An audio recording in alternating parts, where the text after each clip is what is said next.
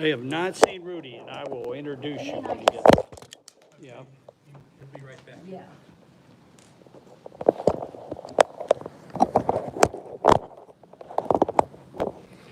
Now we got something, Chris. Oh, okay. Okay.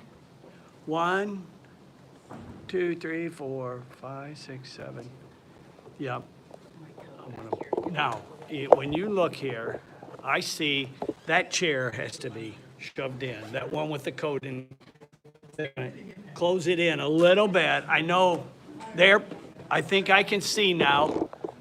Nope, that's a spare. It was just out there. I'll move it. I can see everyone on that deal. Steve? Yeah, Senator Fetter's here, so we can set up to. yeah, I was gonna do it out there, but that elevator is so loud. You can do it in here. What's that? I'll get her down there.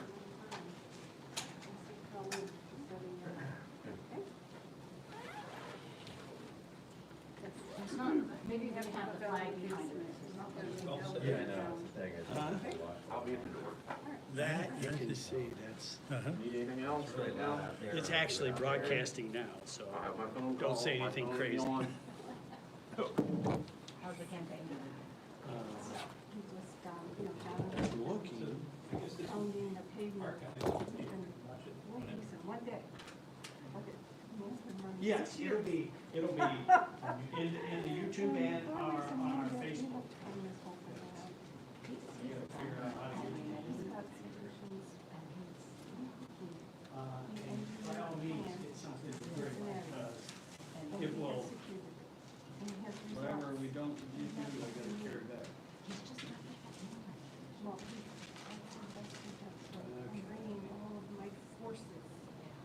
Find out if it's on the internet on his phone or to Facebook. Oh, she She-beasts. We be she-beasts all together. Aye. Well, that's fitting for her. I've been with her for a long time. Where she and I, I've known her since she was a reporter. And she's on my show a lot, and I always say to her, you can really drop the F-bomb a lot, but don't do it when we're on the air. Because she knows how to drop that bomb. My friends and I count how many times in a conversation before we say goodbye does it go on. She's a hoot. So- This is Maeve and Steve, by the way. Maeve is our new digital reporter, so she's gonna be doing all the online stuff. So this is Teresa Fetter, senator, and also running for lieutenant governor. But we got the Brady and Whaley to say, you know, who want, I want to travel yesterday. Grab some picture chairs back. She did say that. Well, you know, Out there like a Sharon, and Tim Ryan lined up behind her fairly quickly, but Some of the ugly whiteboard. Good, thank you. Primary was good. I'll be in the parking lot. You guys need anything?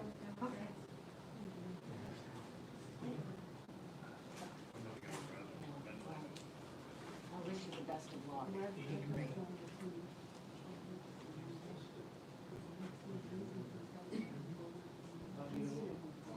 Yeah, I'm sure it did. You know what's funny, because Dean, when Sandy told me they can were you going to announce. get Facebook on I here? said, I'm gonna guess who it is, and I had all these guesses. And I don't know why. Because I just never thought that you would be leading. Does the internet come to your phone? It does, but I don't have And we Facebook. were gonna have you sit over I don't have here. the app, I use the phone. And you might need to. I use Facebook. Okay, let me see if I can do you as, you have YouTube. It was a brilliant strategic move on his part. Sorry about that, but No, it's not a problem. I have no one. Can you get me that wherever I need?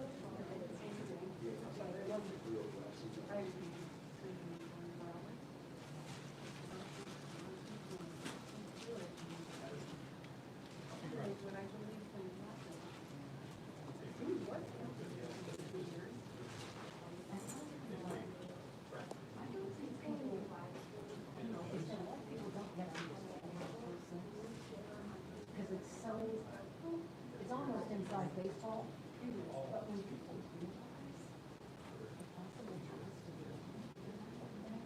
and especially, and how, I don't understand why Sam Randazzo hasn't placed any charges when everybody else did. Hi, Chelsea.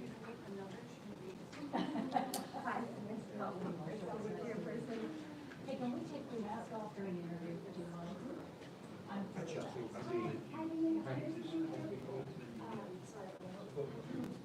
We'll go all the way out. Yeah. I thought maybe they would. They've had to go.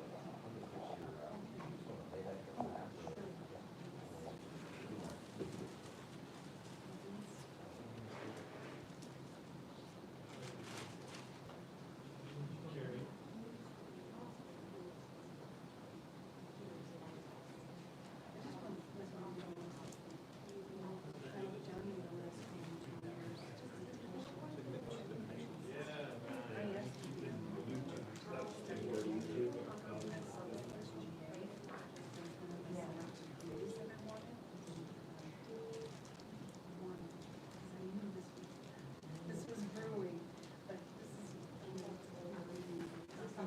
this is a time limit.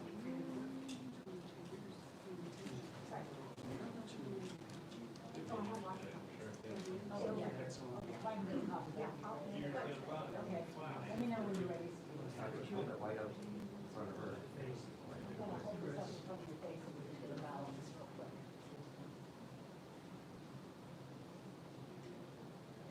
Got it?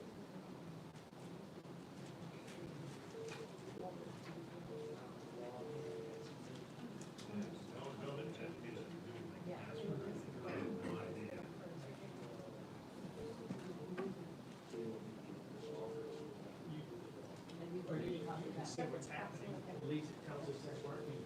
Yeah.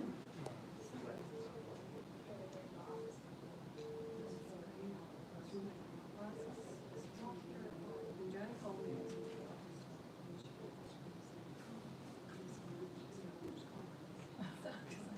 So I went into it, I'm looking to mod this here on the couch. And he says, well, I just told my staff, I'm like, come here, call me. As a matter of fact, I'm not sure.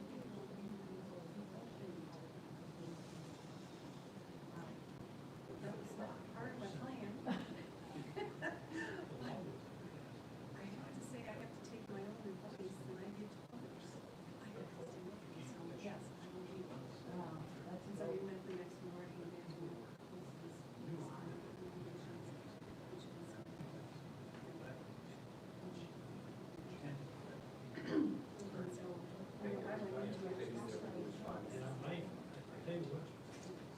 but I met with him before and talking to him, I think he's I think all they do is with what you managed to get done with, yeah, with the Republicans. Well,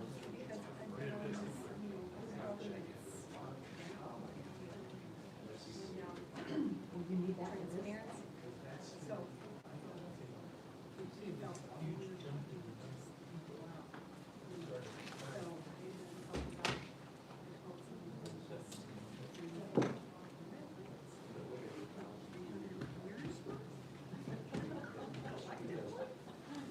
And no one told me I was nuts. And this was going to be my first election.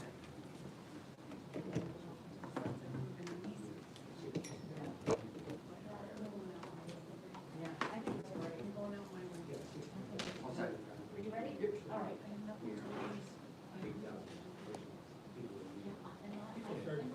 It's a great thing to do with this big red campaign. Okay, we're rolling now. So the vice office. So let me ask you this. You are sponsoring Senate Bill 280. What do you want to do with it? Number one, I want to send a message to the pension systems, all of them, particularly Star's, that we need to keep our promises for retirement members and retirees. And we need a promise to teachers.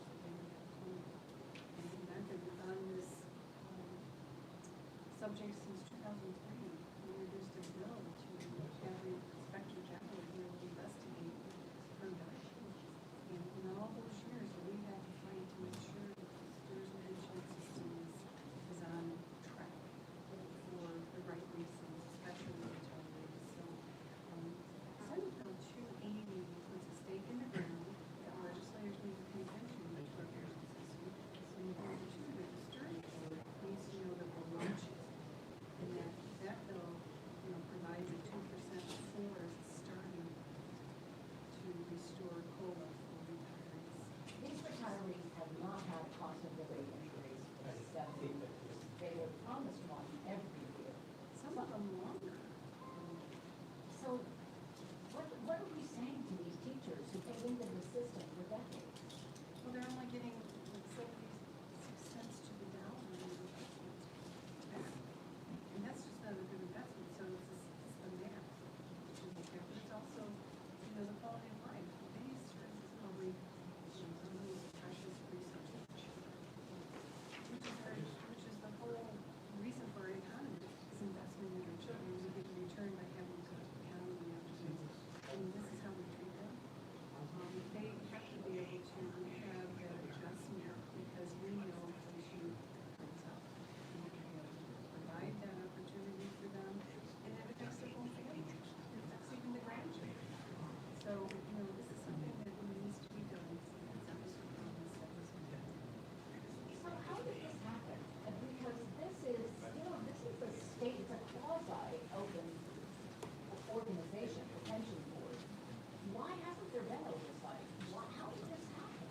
Well, I think the STRS pension board needs to be more transparent in how they're reporting these dollars coming and going, even through their retirement study, which I have served on previously, and I wish that I had served on it this year. But I really think that we need to require more transparency so that we don't have the situation that we're having again. I do understand that we made some changes last year because of the pressure and the raising of money for your audits. And so it's moving in the right direction. There will be some restoration, but still, there's a lot to be made up, and we have to ensure that this Audit, and no one holds them accountable. we need to support our teachers. We need to give them the resources they need. For example, I had to get a second job at Toledo Zoo to pay for the supplies to teach my children to get ready for the test. Those kinds of things, professional development resources. Are able to do for the children in the district. So it's time to focus on public education, public educators, and the resources that our public gives to the state. Put them in the right places. And so we're shortchanging Ohio, we're shortchanging our economy, we're shortchanging our future, especially for children being born today. So you spent time in the classroom, of course, and you paid into this system. Teachers don't have a choice. They can't pay into Social Security. They have to pay into STRS. And don't they also pay at a higher rate than people who are getting Social Security? Yes, and so those things need to be taken into account. Teachers who worked other jobs before they went into teaching, and Social Security, like I did, I was in the military and in other jobs. So yes, we need to be equitable and taking a look at this because, when you're living the American dream, we need to continue all the way through to have a secure retirement. That includes the retirement security. And that's what I think the teachers today and the retirees today would help secure our future. That's great. That's perfect. Thank you. Okay. Yeah, okay, two shots. Yeah. I really wanted to be on the longer term study, and I knew the problems. So who's the council? Is the council the one responsible for the audit? Yes, they're the ones who say, for sharing the budget and everything. We have a house member now, yes, oversees, they switch from house to separate. So the house member, it's his space, the people in his name,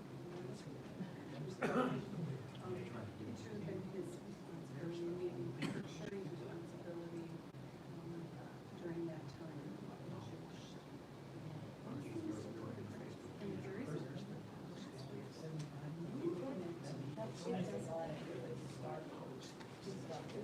reveals more than we need to do. Because the timeline of how we changed from the Ohio education system, when we used to manage it ourselves and we gave it over to the districts. Yeah.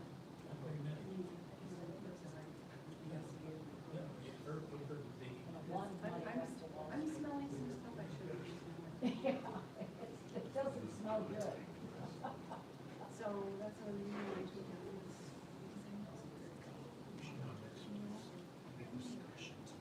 There's no training curve for new executives.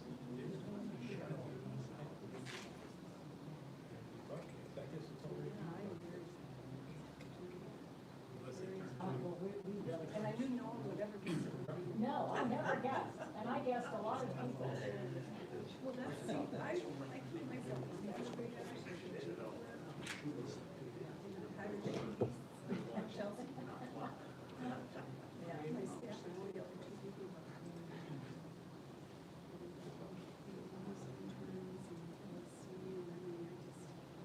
My birthday.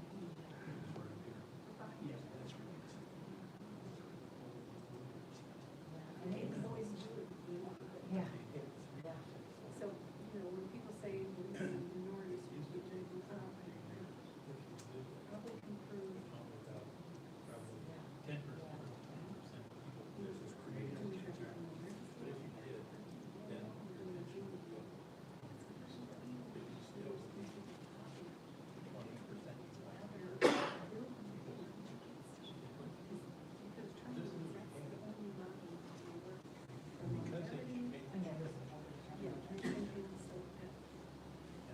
That's the only way to really should have a public policy.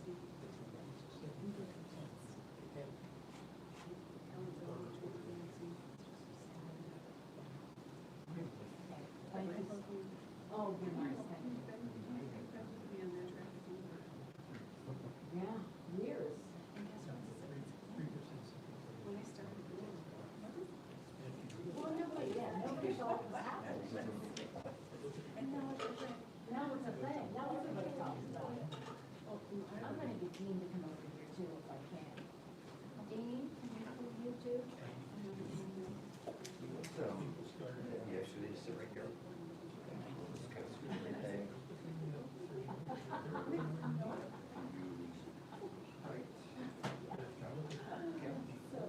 At least they're paying attention. Hi. I'm gonna do it over here. Yeah, let's go through the second chair around, let's shake. Where's your mask? Grab your wires. Trying to get this done so we don't interrupt your. Where I'm supposed to be. Well, can you maybe find out where they're broadcasting this and ask the radio station to record it? Because it's gonna be, the thing's gonna be going live there. But we can record it. They're I'm assuming, not to they're do that. assuming I know what the hell I'm doing. I'm about ready to smash this in a million pieces. Well, this is pretty. That'll make good TV. Senator Feder watches crazy retiree, go nuts. You know. All right. How are you? Yeah.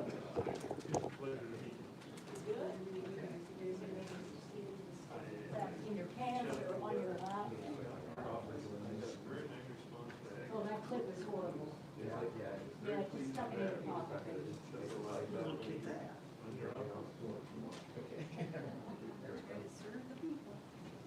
Now, I have to figure out. This is crazy, the more I look into it. The other thing is, Well- Mr. Seidel, who wrote the audit, I'm sure push that contact last information button, for whatever him. it is. I'm gonna see if I can do the Zoom. Was showing right And we talk. Oh, great, great. When we're done here, I'm gonna try to get his contact info. Start screen share. That's what share what you were. I don't want that. Controls is this camera.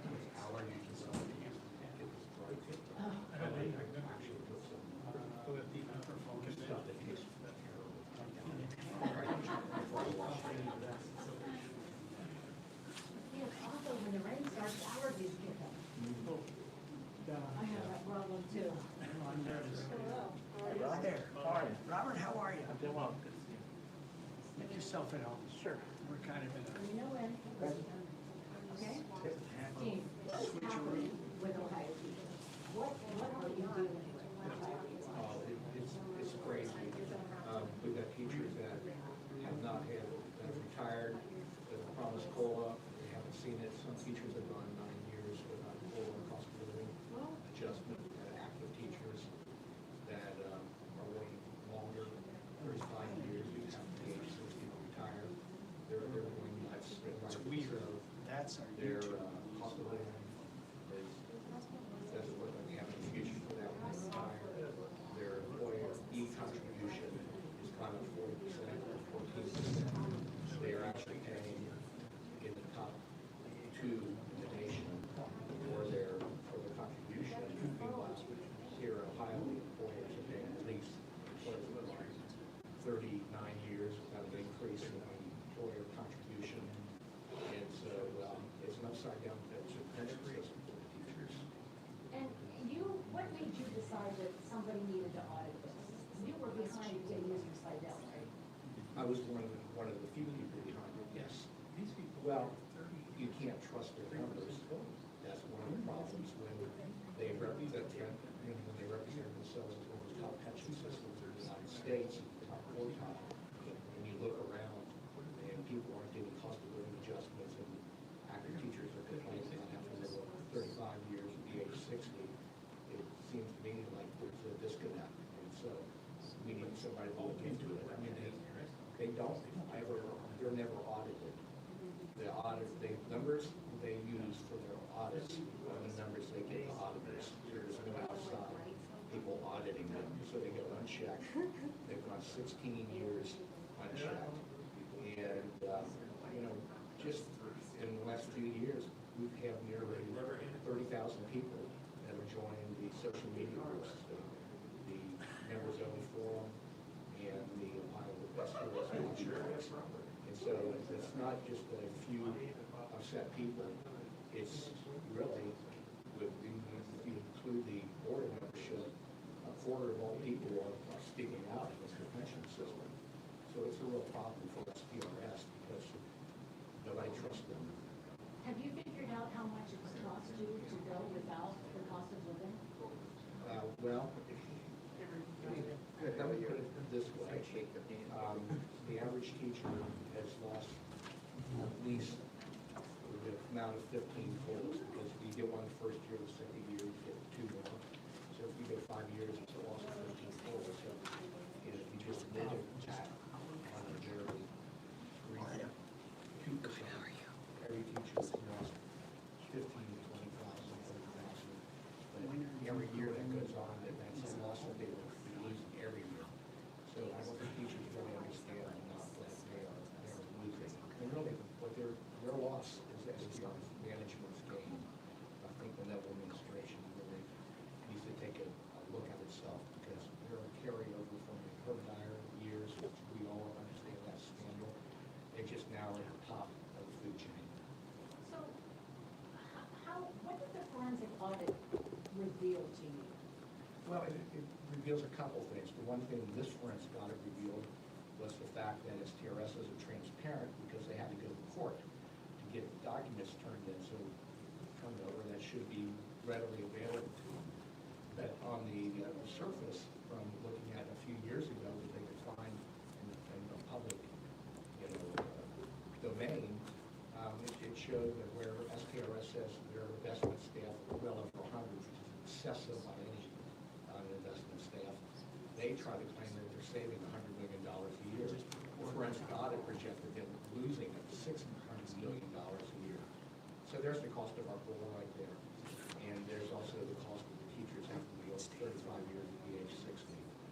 And so, I mean, lack of transparency, a lot of money going to Wall Street completely unchecked. Their investment costs make absolutely no sense. On the right hand, we'll say they're between 10 and 13% annually, but the people that actually they pay for to check their books and the facts argue with them that it's closer to 40, 50%. STRS ain't above this salary. So was trying to convince them that there weren't 60 basis points, but 39 basis points. when you look at that vast difference, and you project it out over 30 years, and you include their discount rate, what they consume to make their money, there's about 20 to 25 billion dollars not being accounted for. So the audit, didn't it also show that they were being paid very well during the system? Oh, here in Ohio, if you take the top 20 people on the pension plan, 17 of them are in STRS. 17. And if you look at the amount of monies that they manage compared to all the other pension systems across the United States, it breaks down that our individuals manage the least amount in terms of dollars from the other pension systems, make the most. And that's just kind of the thing. The people that work for STRS, it's a great job for them. Well rewarded, members are suffering. So when you say well rewarded, bonuses, cost of living? Yes, exactly. For instance, when I retired, I was promised in every literature, every brochure, a 3% COLA. It said shall be paid.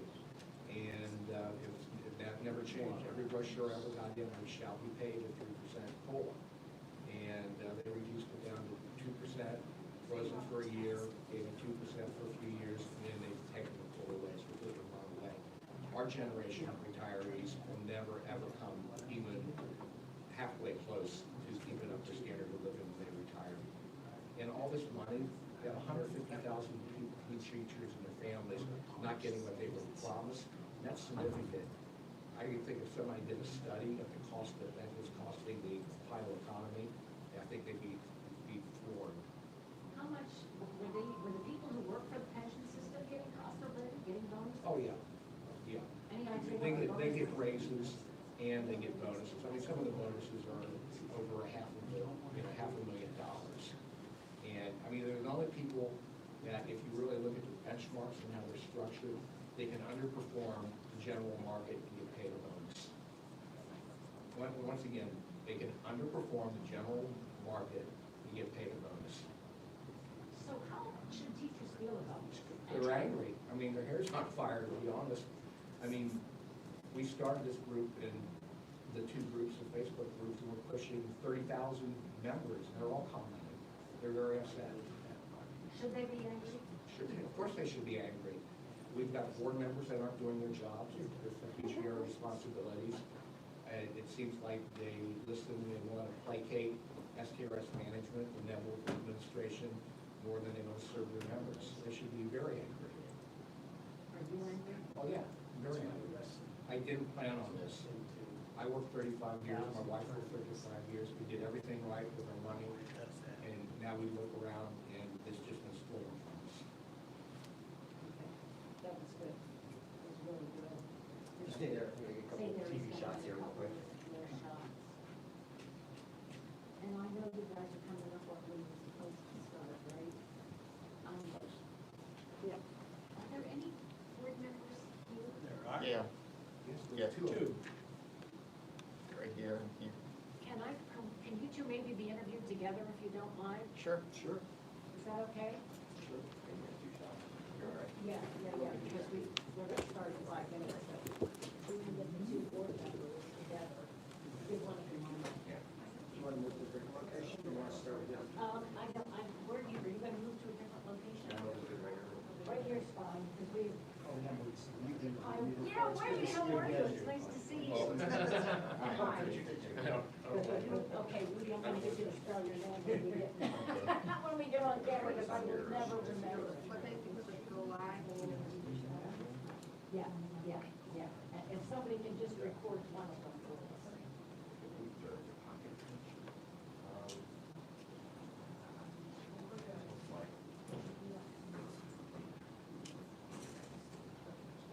Okay, we can have you guys sit over here. Hello. How are you? Technology, it always beats me. Oh, It never doesn't beat me. Oh, yeah. This is- Show some signs. That's when we do. There you go. Hold on, let me get your pen. There. Whose is this right here? Robin, whose is that? That's That's the YouTube, that's me. No, no, Okay, YouTube. okay. Yeah. Now I'm getting the Facebook. I'm keeping mine on, but I'm fully vaccinated, but when you're on camera, it's better. Fully vaccinated and still can go. Did you really? I have a stage with so far. Christmas time, you guys are Christmas with us. Are we sitting, you're sitting right here. You survived. so Survive. I But have they didn't tell me if they had assigned seats or not. I think they're just trying to figure it out. Okay, so Wakestein, and Rudy, could you give me your last name? Yes, Start at what, 6 till. FICH. Yeah, and that is what's gonna be streamed on Facebook. This computer, is what they're using. It's not live. It's self-explanatory. Okay, you ready? Okay, so you are two board members in the position of saying, we don't have the information. What is going on that you can't get information? Okay. I would say that the challenge is we ask questions. I've served on a lot of boards, Colleen, and in the other boards, they're very responsive to board members. When they have questions and need information, they get it, they follow up with it. There's a large volume of information we get as board members. This is a $90 billion pension fund. We get the information that we have to vote on a Thursday, the preceding Friday, and we're expected to look at all of it. And often, that's not enough time. I've asked, can we have the information sooner? Can we move the meetings back a little bit? What can we do so that all the board members are adequately informed? A good example, and many of the other board members know this, is when we voted on bonuses 2 years ago. I asked, because we got the information so late, to make sure they were calculated correctly, for some additional time to truly understand how are we measuring performance. Unfortunately, I think the vote was about 9-2, that no, we were gonna vote at that time, on that day, and we were gonna approve about $9 million in bonuses to the investment staff. I'm not saying they should or shouldn't have gotten them. I'm saying as a board member, I wanted more time to look at the calculations of those bonuses. But what does it say to teachers when they're getting $9 million worth of bonuses and teachers can't get a cost of living increase? Yeah, well, I think that it's really saying that, you know, that the pension, the whole reason the pension exists is to pay teachers. And somehow, I think some people on the staff believe that it's like an investment shop, and it's not. It is a pension, and the purpose for it is to pay teachers. It's not a partnership, it's just a pension. It was set up to pay teachers who incidentally do not get Social Security. I don't know if a lot of people realize that, but you know, they don't get Social Security, and the average person getting a pension from STRS, it's right around $41,000, $42,000 a year. And in order to pay a COLA, pension's gonna need more money, but you know, it has an obligation to find that money because that was promised to people. And for the average retiree who will be on the pension for 18 years, even at 2.5%, the value of their pension will be cut almost in half. With 2.5% inflation, it'll almost be cut in half. And that's just not, you know, what was promised. And I think that, you know, the point made by Mr. Steen is very important. I mean, if you ask people, you know, if they can remember the names of their teachers, they can. If you ask them to remember the names of, you know, like every person they ever worked for, any of the other jobs they had, they probably don't remember that. They may not even remember names of people who were doctors that they saw when they were kids, but they remember teachers because the teachers are the ones who really made a difference in their lives. Didn't the forensic audit that was done show that really high fees are being paid out to Wall Street managers, in addition to having this big management staff? Are you overmanaged? Well, there's definitely, you know, a lot of fees that are being paid out, and one of the problems we have is we don't really even know exactly how much all of those fees are. When we get reports as board members, the reports that we're seeing don't show all of the actual fees. Some of those are just being estimated. And whether or not the staff doesn't know what the fees are, or they're not sharing them with the board, but there are a lot of fees that are being paid, particularly for what I consider to be very risky investments, basically just these black box investments in private equity. I think those are they're illiquid investments, and they are extremely risky. Wait, maybe angry, I'm just gonna say no, go ahead and finish your thought. You had asked why there doesn't seem to be other board members pushing back, raising questions. I'm not sure all of them understand all of the information we're receiving. Again, it's a lot of information to receive, it's very complicated. But we are appointed, I'm appointed, Dr. Fichtenbaum is elected to serve in an oversight role. If you're gonna be in an oversight role, you've gotta have at least the ability to challenge, question, and push back. Now, some board members, and I'll be very rough, I'm passionate, you probably could tell that. Marie's exactly right, I know the names of all my teachers, they made a difference.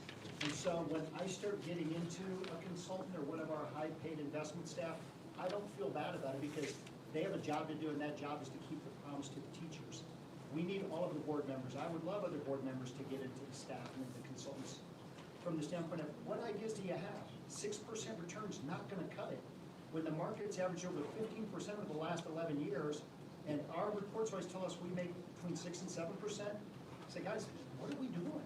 We need to do better, and that's, if you watch meetings or listen, I constantly like, what can we do to do better? And I keep saying, we need to do better.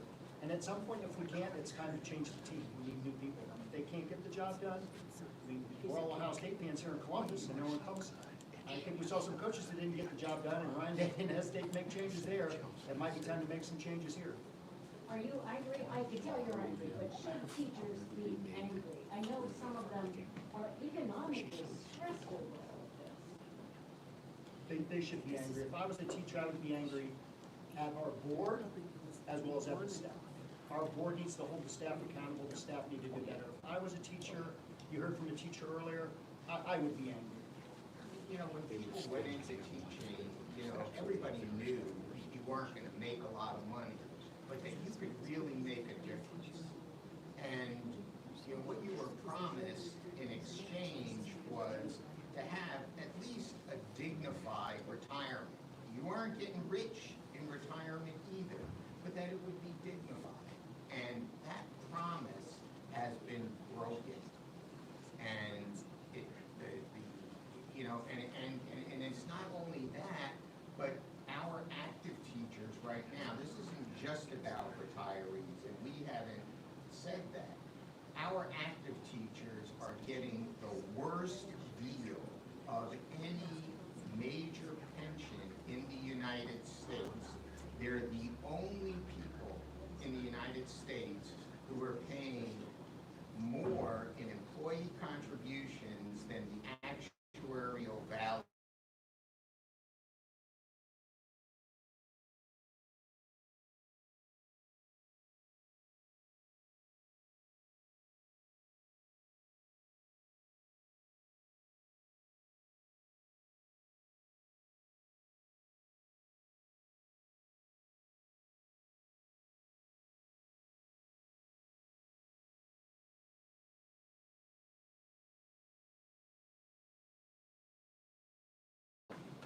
Colleen, if I can go back to Rudy's point, to simplify that, if you think about it, all of the active teachers here in Ohio out there, you're paying more for your pension than it's worth.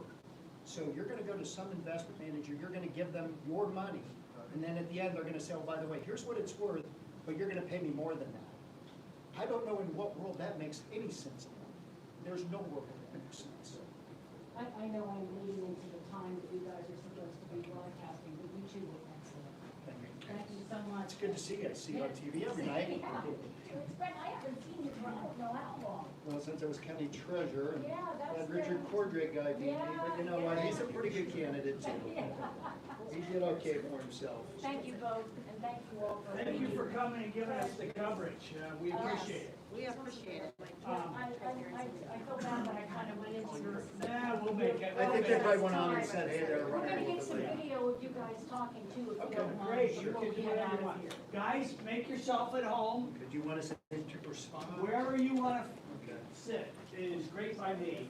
I need one. Well, I'm gonna put Senator Federer on this end in case she has business at the State House that takes her away. For the outside. That way, she's good to go. I'm sure Chris. Do you want to go? I just, I, feels a little late. Okay, awesome, Uh, awesome, awesome. And I'll introduce everybody. and Okay, get them all going. I know some of you guys were seeing it, you might wanna find out who everybody else was. Appreciate what you've been doing, we, Thank you. got to see you in action. Good morning, or good afternoon, Facebook world. We're going to be starting momentarily. And this will also be good for the YouTube world. Robert, come on in. Sit anywhere you like, bud. Now, I know it's COVID, but if we get closer, it will stay in the shot of the angle. That makes sense. And I'm gonna be working the back end trying to do this. I gotta tell you, we used to have a gal who worked for our organization who was out there. Daryl, anywhere you wanna sit, get something to drink if you need something. There's stay. In this room. Yep. Because it's a tight angle. But Alyssa used to be able to handle all of this stuff. She was 30. Is he So getting- she knew Are everything we all was in the great. shot, or do we need to? Yes, I think we'll all be in the shot. I'm gonna have to do some turning. Okay. But I wanna see where we're at. And remember, this is where the mic is, so, Look there, yes, and this is where the pickup is. okay. So, I'm looking right here, I got, I'm gonna have to, Before you start, I just wanna thank everybody for cooperating. tables, so and be letting me know careful. I've got to try to get information from the board leaders, and, Dean, if you could send me, Seidel's, when you get a chance, contact. It wasn't plugged into anything. It was supposed to be the second phone. Okay. Folks, I want to welcome everyone here to the ORTA Town Hall. We have with us a great group of knowledgeable presenters. Forgive us, it's our first one and we'll do better. We'll get better at this stuff if there's a need to have these kinds of events. But for now, we're gonna go full bore. I'll just start at this end. I have Dr. Rudy Fichtenbaum from the STRS board. Say hi, Rudy, and everybody can see us, okay? Next to him, Bob Berkeley. Bob is a member and a forum moderator for two large Facebook groups, the STRS Members Only and the STRS Watchdogs. Bob has been following STRS stuff when I was still in the classroom, so he knows a lot. Next to him is Dean Dennis. Dean is a ORTA liaison, volunteered to take on a very thankless job and be a board member for ORTA, and he is also one of the founders of the Facebook forums. Looking on to this side, I got Chris DeMarco. Chris is the president-elect of ORTA. He's a retired teacher and from Northeast Ohio, Portage County. Wade Steen is sitting next to him. Wade is oh, great. Okay, I just went live, so we'll reintroduce as we ask questions. I'm sorry, folks. This one's been going live though, so. The people who went YouTube got the full event. Wade Steen is an STRS board member. He's appointed by the governor of Ohio, been a strong advocate for retirees and for actives, and an engaged board member with the STRS. Kara Mendenhall is next to Wade, and Kara is the president of ORTA. She has brought a lot of energy and ideas to ORTA, and I'm pleased to work with her. She's got some great ideas going, including COLA, but beyond that as well. Senator Teresa Fetter is sitting next to her. We were lucky enough to get her to join us. She will be providing, or she has written legislation she'll tell you about. And she's also from Northwest Ohio, and I'm from Northwest Ohio. Next to her, Robert Davis is an OEA field rep, and Robert and I work together on the Healthcare Pension Advocates for STRS group. I've known him for the years I've been there. He's a longtime OEA insider and knows a lot about STRS issues as well.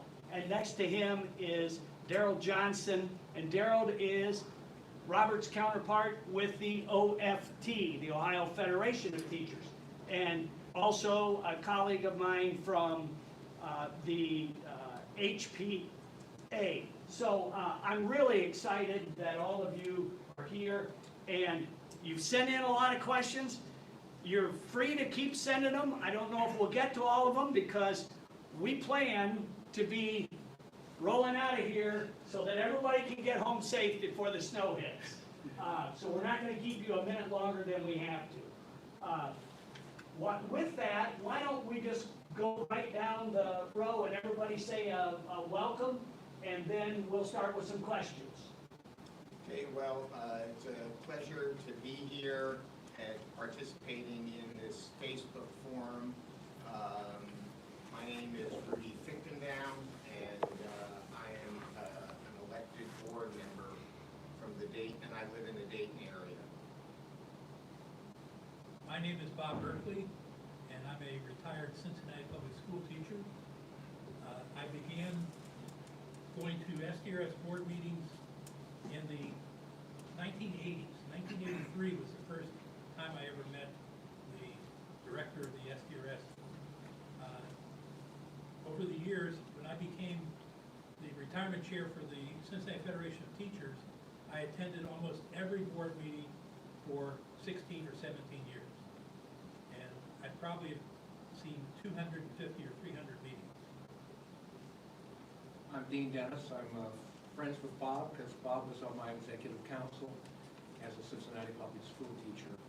I was vice president and field rep for 10 years. It was around 2010 or 11. Bob came up to me and said, "We cannot believe what's going on with our pension system."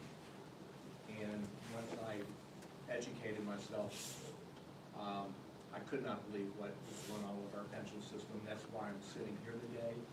Status quo is no longer doing its job, and it hasn't been doing its job forever. So I think the status quo has got to go. And for me, that means the administration, the Neville administration. It also means our board members, and particularly I'm very upset with the OEAs dominating the board and putting us in this position. And I'm Chris DeMarco, retired teacher from Cuyahoga Falls, Ohio, and I'm one of the, and my wife is also a retired teacher, and I'm one of those people who have the dubious distinction, having retired December 1st, 2013, to have never received a COLA. And we're finding ourselves having to make adjustments in our lifestyle that I thought I might have to make 10 years from now, but we're making them now, and that's a very uncomfortable position to be in. And I think this is an excellent forum, and hope we help to enlighten people out there. So, Good afternoon, I'm Wade Steen. I'm one of the appointed members of the STRS board, but more importantly, I'm a native of Fremont, Ohio, and a proud graduate of Fremont Ross High School. And so if there are any Fremont City School retirees or even active teachers watching, I first want to say thank you. Part of the reason that I'm as engaged as I am, sometimes I'm overly engaged if you listen to other board members, is quite simply this. this country, the United States of America, is the greatest country in the world, and the reason for that is public education. Every child, doesn't matter your race or gender, gets educated.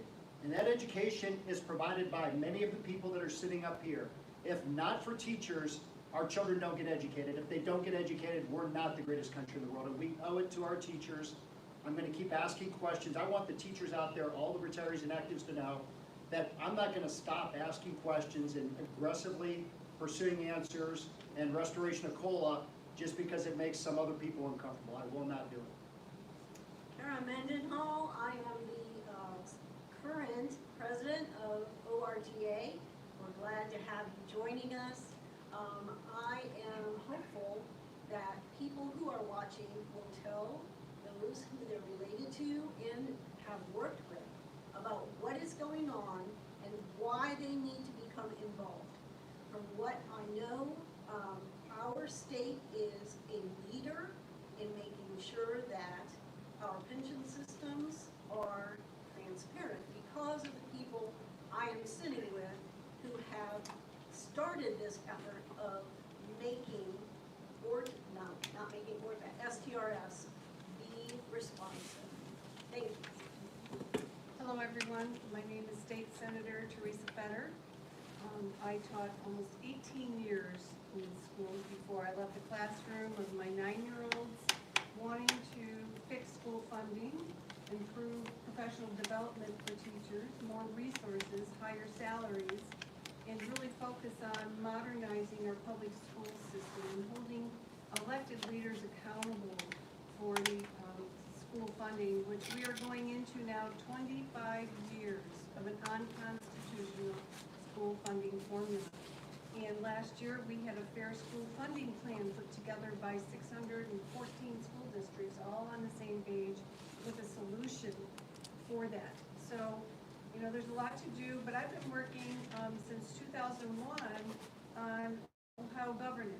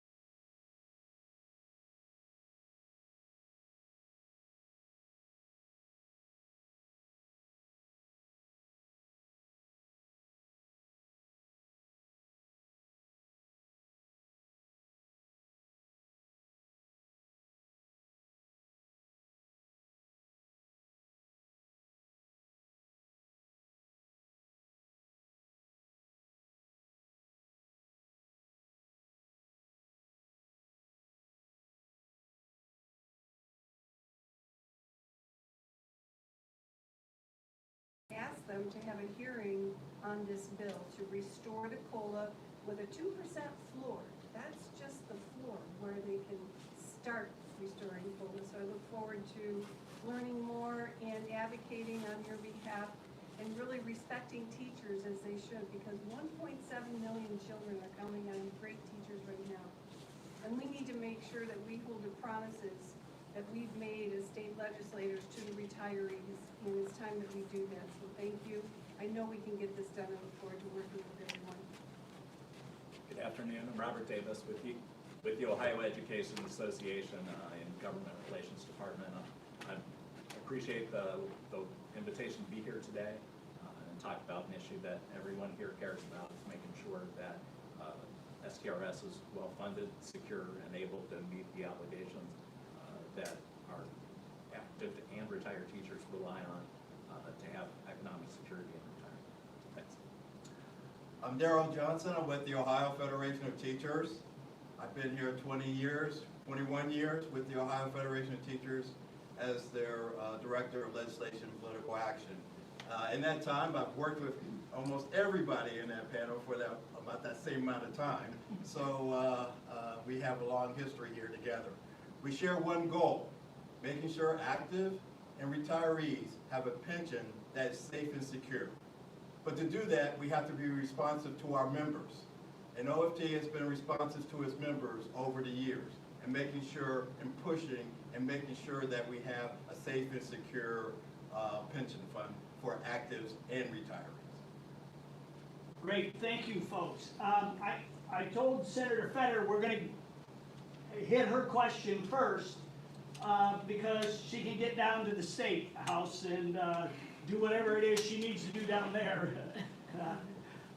Sometimes we forget. I go down there every now and then, as do you folks, and they got a whole different world down there. It's amazing when you meet with the legislators. Senator Fetter was very gracious in giving me time to explain the Ted Seidel report. As you know, it was a very lengthy document, but we broke it down and gave the executive summary, and she had questions and she asked them straightforwardly. I responded to them as best I could, and she promised, I'm going to put something forward that's going to demand a COLA. Well, true to her word, she did. And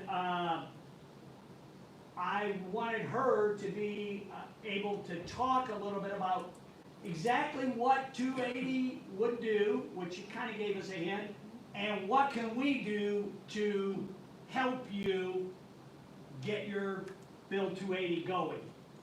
Well, Senate Bill 280 is sponsored by all the Democrats in the state Senate, and very proud that they understood the issue very well because your advocacy worked.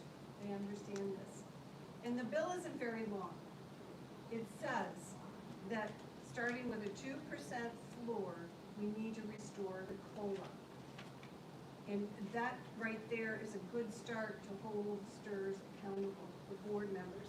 Because the legislators are going to be educated, and the bill is in the Senate Insurance Committee, and you need to contact Chair Hackett and Vice Chair Romanchuk at ohiosenate.gov, so you can put that on all of your material, and start educating with them, but also educate Senate President Matt Huffman. He's the leader of the Senate. The buck stops with him on where bills go and where they end up and if they get passed out of the Senate and go to the House. At the same time, you can advocate for the House Speaker cuts in the House. At the same time, you educate all of your legislators that represent you on this bill and how important it is for this bill to pass. But through that, we will be able to educate everyone on the committee what's been going on. Where are the gaps? Where is the lack of accountability and the transparency? And where this doesn't make sense? That you're making 76 cents on every dollar for retirement. For every dollar. That means you're going in the wrong direction with your pension. That right there should get attention from every legislator. And they need to start asking the question, where is the Ohio Retirement Study Council? There was supposed to be a 10-year audit, what, 4 or 5 years ago? 2016. Why hasn't that been done? That was the safety net for all of our retirement systems. Who serves on those boards? And why aren't they pushing for that accountability to make sure it's getting done? Because that didn't happen, we are here today with many of the questions, and I think many of the evidence that we have that something is not right for the state teacher retirement system, especially for the retirees. And we know we have a teacher shortage, right, in Ohio. So we need to fix all parts of the education system, starting with the teachers and the teacher retirement. So that is a public responsibility for your elected officials up and down the scale, so that we know we're going to have the respect, number one, for teachers, number two, that we're going to fulfill our promises, and that they're going to live a dignified life after they've served their time as a teacher in the public school system. So with that, I thank you for the opportunity. We need people to start writing in the newspapers, their editorial boards, educating everyone what's going on, because something isn't right. And so we need to investigate that. And I thank you for all the work that you've done and everything that you've done to stand up for this issue. I have almost 18 years invested into the STRS retirement system, so it's personal to me. Thank you. Thank you, Senator Fetter. We do appreciate that. Well, I'm gonna, since we're on 280, I think this is kind of a good, everybody has an opinion on it. Now, and I think first and foremost, two guys who would have to balance the books if it passed. You know, Rudy, what would happen? I mean, just, what do you think is, if it happens, you guys have talked about limited funding, how would you balance the books? Well, I mean, I think it's gonna be a real challenge. You know, when I ran for the board, you know, one of the things that I advocated was, you know, indexing our investments, which honestly, right now, will not, had it been done 15 or 20 years ago, I think we would have had the money right now for a COLA. It will not, it alone will not provide enough money for the COLA. You know, I also, when I ran, supported raising the employer contribution. The employer contribution has not gone up in 34 years or more. I think it's more than that now. Maybe it's 36 years, 38 years. See, I'm the youngster here. I'm still learning from these guys. You know, 38 years, but employee contributions have surely gone up. And one of the things to know is that, again, among all public pensions in the United States, especially those, you know, without Social Security, the employee contributions are very high and the employer contributions are very low. I think, you know, there are some other ideas out there about how to provide additional funding, but, you know, frankly, that's why we have a staff, and it's why we pay a lot of money to consultants, because they're the ones who are supposed to be coming up with ideas about how to solve the problem. But, you know, that's certainly, it is, you know, one way is to start with, you know, indexing, reducing costs, reducing expenses, and increasing the employer contribution. Wade, you've said a lot about this before. It's kind of like, you gotta get it done, but I know you got some ideas. Yeah, when we talk about a 2% COLA, whether it's legislative or the board advocates it, it goes into our model. Money comes in a couple different ways. Contributions from employers, the school districts, contributions from the teachers. So we're either getting in the pockets of the taxpayers who fund the school districts with property tax, or the pockets of our teachers, who we know are not overpaid. We've talked about that. The third way we get money in is through investment earnings. And that's where I keep saying we can do better. I did quick math coming in today, so I looked at 2011 to 2021, because I wanted to get after the crash. Hey, what's the market done just in general? And I know we can't put all of our money into equities, between 15 and 16%. What's inflation been? About 2% a year over that period, and it's going up. So it's going to hurt our teachers. What's STRS's return been over that period? The last 10 years, anytime we see a report, it's 6 to 7%. Now, I'm a CPA. I'm not one of those smart investment people. We have a lot of them. But how do I get from 6 or 7 to 15? And even if I'm only 40%, 30% into equities, let's say, but let's say 50% to make the math easy, and I'm getting 15 to 16% there, I have to get almost 0 to get to 7. See my math? Like, I don't know how we're not making more money. And Dr. Fichtenbaum, Rudy's exactly right. I've been asking the question, he asked the same one. Staff, bring us ideas. I pleaded with our consultants. I would advocate, if they don't start bringing ideas, we need new consultants. And if staff don't start bringing new ideas and making more money, we might need new staff. But we can't keep doing what we're doing and just hoping that we're going to be able to honor our promise to teachers, because hope's not a strategy.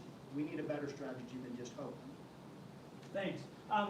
Since this 280, this ties into 280, we got, realistically, if every educator in their extended family got behind 280, it's a slam dunk. Okay, we have the 2 union reps here that cover the vast majority of people. Daryl, where's OFT on the whole 280? Are you for it, against it, undecided? Where are you guys at? So, the Ohio Federation of Teachers has supported the introduction of 280 for this reason. One, we need to have the conversation. We've been talking to STRS for 7 years about COLA. The fund, we have the best funded pension fund in the state, but we haven't provided a COLA, and we're the only pension system that doesn't have a COLA. So, while we support the conversation and we want to push the fund to figure out how to implement this, we think there's lots of different ways to get the revenue to do it. As I talk to the board members, they need to talk to the staff and try to figure out how to do it. But I would also say that while we're talking about the pension fund and the COLA, we also want to see changes made for active members as well. We would like to see active members separate the years of service and age, and that would be a good thing too. So these two, as Senator Fetter said, there's a lot of moving parts to this discussion, and we think all these parts need to have discussion. I'm pinning you down. Is that a yes? We're for 280. Said we're for 280. Okay, we get okay. it, but we're also I want to make sure. Don't be politics No, on me no, now. but I also we also represent active members. Yes, I So get it. so I got to represent active Gotta get members both as well. sides. Yep. And so that's what I'm doing, Yep. right? And Yep. so for our active members, I'm representing them because they Yep. want to make sure they see some relief as well. Gotcha. Robert, OEA, where are they at? Absolutely. So, much like Gerald said and a lot of the people here, I mean, COLA is central to a secure retirement. And, you know, we can go back in time and see all the changes that have been made on pension reform to actives and retireds in order to shore up the funding of the system and make sure it's able to pay the benefits for those who are retired now and those who are just starting their career. COLA, as we all know, if it were expensive, if it were easy, STRS would be paying a COLA. The fact is that a permanent COLA is estimated to be about $13 billion. And we're for a COLA, but we think there has to be a way to pay for it. And the main reason, the main thing here is employer contributions in order to put more money into the pension system, because active employees are taxed to the limit right now for their benefit. And there's no place else to get the money other than from employers. So that employee rate is too high, and their limit, their ability to pay has been reached. So there needs to be the state government to step up, and if we're going to require a 2% floor on a COLA, which everyone wants to see, it either has to come from investments, and thankfully right now STRS, with the year they've had, is in a position to look at restoring the COLA, but on a permanent basis, there needs to be a funding stream to support that benefit. Otherwise, the next time the market goes down, the state's going to be saying, well, what happened to your funding period? What changes are you going to make to get back into funding? So are they going to go back to active teachers and say you have to work longer or contribute more? Because last time we did pension reform, the #1 issue was, get your funding period under 30 years, but don't ask for one more dime from the state. But And I would I'm like gonna to- go back and ask, so is that a yes? We're for it, because there's a lot, I mean, As currently written, we're not in support of 280 because there isn't the funding to go with it to support the benefit. But we are 100% supportive of making sure that we get a COLA for our retired members. Yes, could I ask a question? Are you telling me OEA is for increasing the employer contribution? Absolutely. The employer contribution will have to go up in order to make sure that active teachers aren't paying the rates they're currently paying and the support benefits that we all want for retired Well, people. that's a breakthrough, because every time I've pushed the issue for years, the first question I always got asked, Director Neff said, do you have the support of OEA? Every time I try to get OEA support, it was no. And so this is refreshing that, if that is a step to shore up some of the funding, is because And our employers are paying the least amount of any social security state in the United States.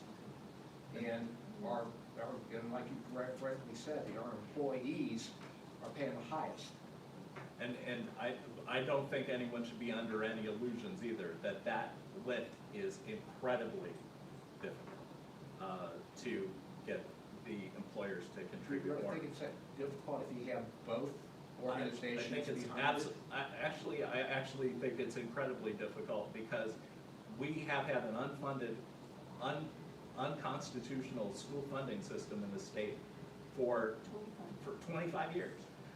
Just now, the state legislature has enacted a fair school funding plan, but they didn't fund it.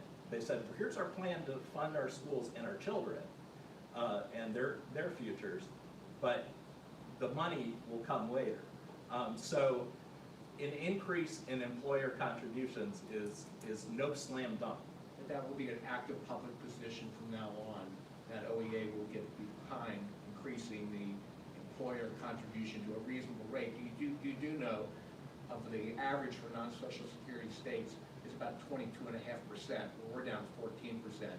So how high would OEA feel comfortable in pushing the employer contribution? Our active teachers are overtaxed for their benefits, and our employers are undertaxed, absolutely. Yeah, so what's the discussion, I mean, about how much higher would OEA support? So I can't Because we answer wanna that get question involved sitting here in today, but I think that's a conversation we all need to continue to I have. can tell you, every time I had a conversation with former executive director Neff, I asked them, and they would say, hey, we can't do, there's no appetite in the legislature for increase in employer contributions. And I said, well, yeah, there's no appetite for you guys to give us a COLA either, but yet I come every month and I beg you for a COLA in our public participation. You've got to start the activity. With this 280 situation that we have in front of us, the potential, I get it, it is an uphill lift, and it is an uphill climb. But if we don't have that goal of paying a COLA, then we're never going to get a COLA. I mean, literally the last 5 years have been hard on 2 of our board members because you want us to get it too, and you see us begging and pleading and cajoling and everything else. And the other guys, they sit there and, I gotta face Rayfield every month for 2 minutes or whatever time we're given, and then he goes away for a month. And it's I can tell because they put their head down. They look the other way. So Ken, I'll tell you real Yeah. quick. Okay, go ahead, Senator. Okay.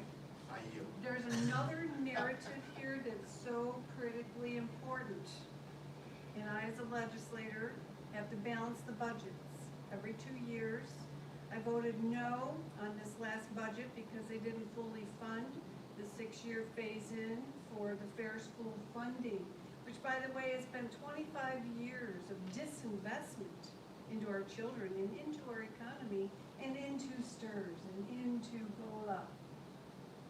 Because they won't fund constitutionally our public schools. That impacts now every aspect that we're dealing with, and here's the big one. For retirees, we have a backpack bill for every student to get a voucher in the state of Ohio. Now that it has more steam than a COLA. ORTA is against that, I will tell you. But let me tell you the important part. Let me tell you the important part. All of your tax dollars are going to teachers that don't pay into STRS. Right. Is there a retirement security for anybody under that system? So you have to change the leadership, okay? Because we have a fair school funding plan that all these school districts, for the first time since I've been there 22 years, they all agree. And they all came together and they came up with a solution. It was denied and rejected by the powers that be. So what you're doing here is so critically important because it's gonna be the steam behind them to put that backpack bill away because they don't educate children any better. Public schools do much better educating children, I know that.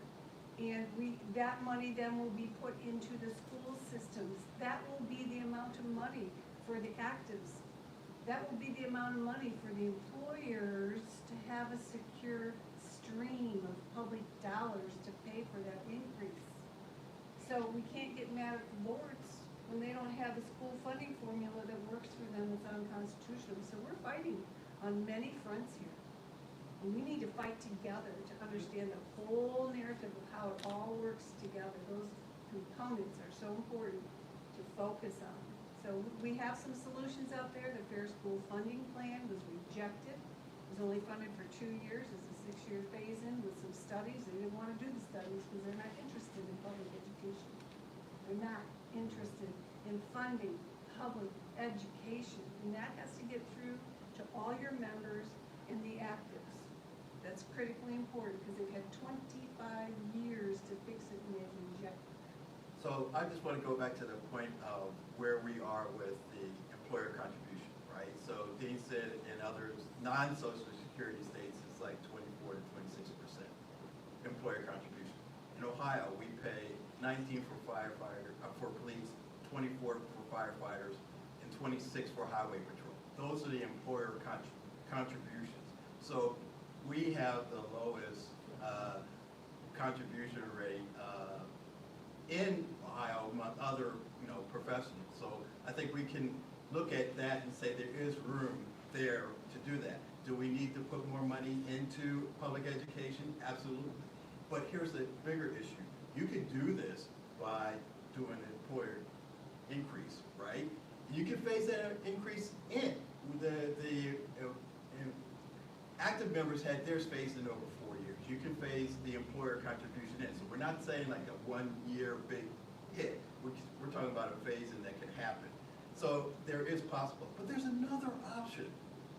There's another option that says, let's pay fewer fees, right? If we reduce the fees that STRS pays for their investments, some say there's between $300 and $400 million there. $300, $400 million a year would be what you would need to fund a COLA.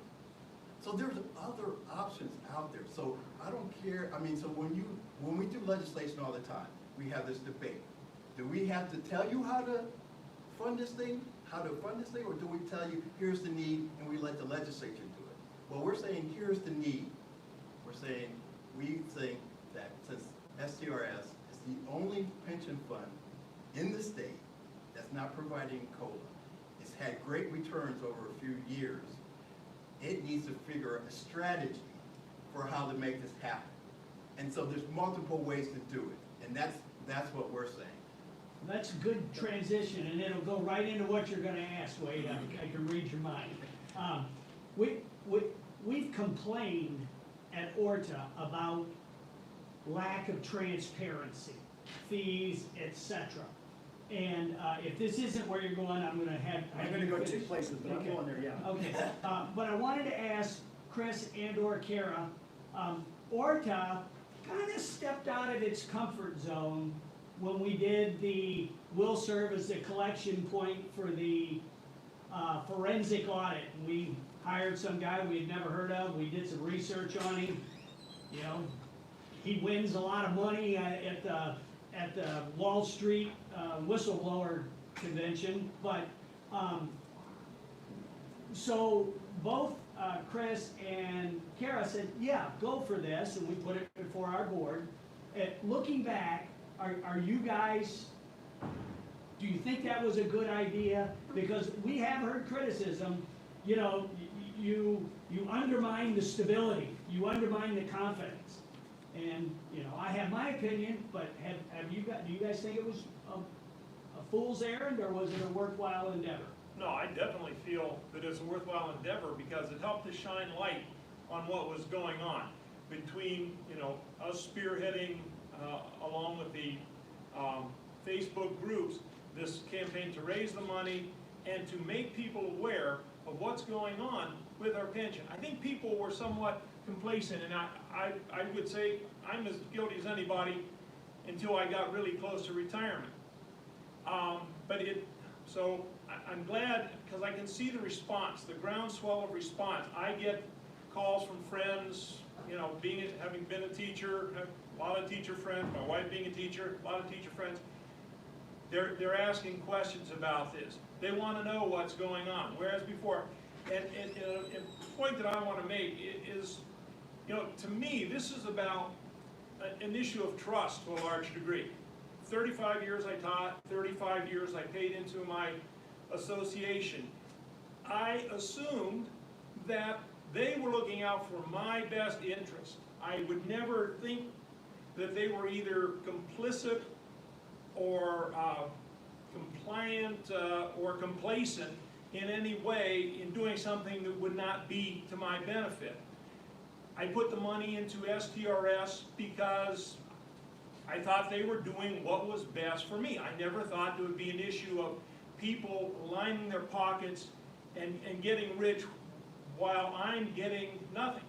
And you know, and teachers are very sensitive to that kind of thing, because as a teacher, we don't live in the world of perks, bonuses, and incentive trips, and geez, you know, I didn't even teach in a building that had air conditioning, for heaven's sakes, which is kind of any public place now has that. So when teachers read about some of the perks that go out to people in STRS on essentially our money, they get upset. I get upset, and I hear from other people, you know, what is going on? And if we could in some way facilitate that, you know, our organization's built on really 3 principles: friendship, service, and advocacy. And up to this point, we focused on our county chapters and mostly the friendship and service, what they were doing in their individual county.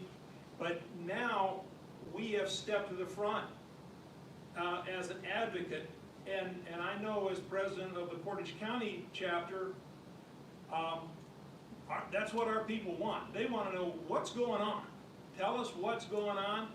What should we do? How are we going to get this done? Because I know there are a lot of, you know, there are a lot of people out there who are widows or widowers, and that's their sole income. They have this, their pension. And I know one of the big talking points is, well, you know, how much did you invest? What did you do through your teaching career? Well, we invested and did some things financially, but that was to support maybe some special travel, maybe for an emergency. We got to have a new roof put on. We've got something like that. Got money put away for that.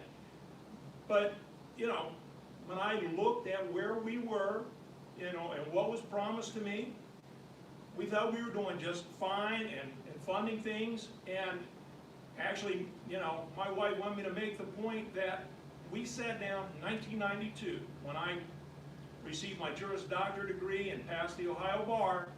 I was about halfway into what I thought was a 30-year career. And we said, no, you've got a heck of a pension here. There's some health care. We're going to stick with this. You love teaching. You love working with the kids. Let's go with this. And, you know, and it's been to our detriment. And, you know, we feel that, you know, there's not only maybe a legal fiduciary duty on the part of STRS to take care of us, but there's a moral obligation as well to do the best they can do for us. And so I hope I answered that question and maybe gave you a little more. Kara, how's your thought about ORTA branching out into the more less green beans casseroles? Thank you, John Curry and John Boss. That was for you. Yes, because I'm not a real fan of green bean casserole all the time. Actually, one of the things that I liked about this whole effort is that we were able to engage anyone who wanted to participate in the forensic audit fundraising, and that way we gained advocates in their own areas of the state. We also hopefully gained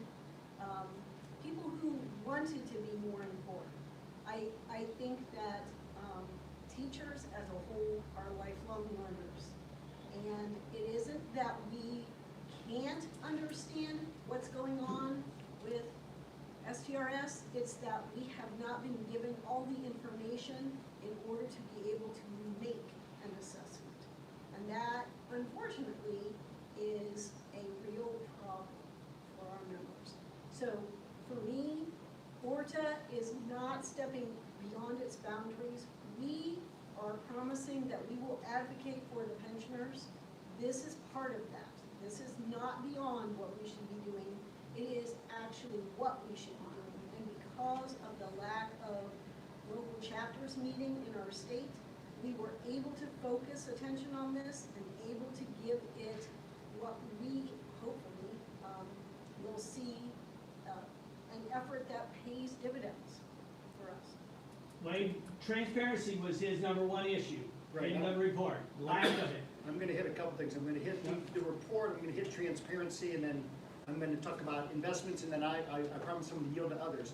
First off, STRS, especially the board, we missed an opportunity. When this report was commissioned by ORTA, what should have happened, and many of you that were there remember me asking, can we have a discussion on it? And I was roundly voted down, that we were not gonna discuss Ed Seidel's report. Okay, but we missed an opportunity, and this comes from my experience running my firm, running organizations, serving on boards. We as a board should have taken that report and taken it apart and tried to understand what can we learn from it. And instead we took a posture of, we're just gonna criticize it and then throw it away. There was no learning involved. 75,000 hours was spent on a report that probably has some valuable information if we had taken the time to try to learn from it. Transparency, a couple things. I've asked time and again, we meet on Thursdays. Our material comes the Friday prior, but it's not released to the public until the day of the meeting. I believe it should be 10 days prior, if anything's gonna be considered at that Thursday meeting, which would be Monday, and when it's provided to board members, it should be posted on the STRS website so that every teacher, whether retired or active, can see the information. You've got 10 days so that everyone can look at it, we can all talk, collaborate, etc. I'm told sometimes, well, the material changes, it's a lot, people might not be able to handle it. I think that's a bunch of malarkey. Put it out there, make it available. This is the teacher's pension, put the information out there on that Monday. And if you can't get it out there on that Monday, then clearly it must be too complicated that we should not be considering it on that Thursday. So first, transparency, make the information available. I know many of you here try to get it, you come down, you speak at meetings. Next thing with transparency, we allow public comment. We usually squeeze that in right at lunchtime. It used to be the end of the day, and I advocated that we move that earlier. What if, and this is speaking as a former city council member, we had the public comment portion at the beginning of the meeting, so that you can think about the comments of people that have showed up so that it can be considered. Now there's a downside, I'm told. Someone who's driving from a long distance might not be able to get there by 9. So I would like to weigh that out, as well as how you sign up speakers. Transparency again, and not rushing meetings. Why are we limiting ourselves to 1 day? If the business of running a $90 billion pension fund takes more than 6 or 7 meeting hours, then it takes more than 6 or 7 meeting hours. And if we have to drift off into another day or a half day, we need to start looking at our schedule. And I know there'll be some board members that are mad because that's an inconvenience, and I don't see an inconvenience. They're out of the classroom. They've got to arrange to have their classes covered, and I know that is extremely difficult. I get that. Maybe we meet on Saturday. I don't know what we do, but we need to come up with a different model than the model that's always been there, which is you show up on this Thursday at 9 o'clock or 10 o'clock, and we devote a certain amount of time to all these things, and by 3 o'clock we go away. And we're managing $90 billion. So let's make the information available, let's make the meetings more open, the discussion more lively, and involve our guests. Last point, and then I promise I'm going to be done. We keep talking about teachers are problem solvers. The problem is we need money, and my colleagues down here talked just briefly on investments. I heard the comment, well, because STRS had a good year, let's not kid ourselves. The market was great. We're not any smarter than we were before, any smarter than we were after. The market went up, and no disrespect to the staff, my portfolio went up, and I didn't get a lot smarter just because the value of my portfolio went up higher. Here's what we need to do. We have $90 billion. Figure out how to make more money. Our consultant Callan just showed us a report Thursday, and I spoke with Callan today. They're projecting, if we accept the asset allocation mix they're recommending, a return on investment of about 6% per year for the next 10 years. Let me repeat that, 6% a year for the next 10 years. Guess what? 6% doesn't cut it. You can't do a COLA. You can barely keep doing what we're doing. And I'm looking at Rita, I'm going, that is frightening to me. And it should be frightening to the other board members. We should say, that's not good enough. You need to, and our investment staff, all in, probably cost us about $50 million a year. You know what? I can find a lot of people that like to make $50 million a year. If you can't do it, we will find someone who can.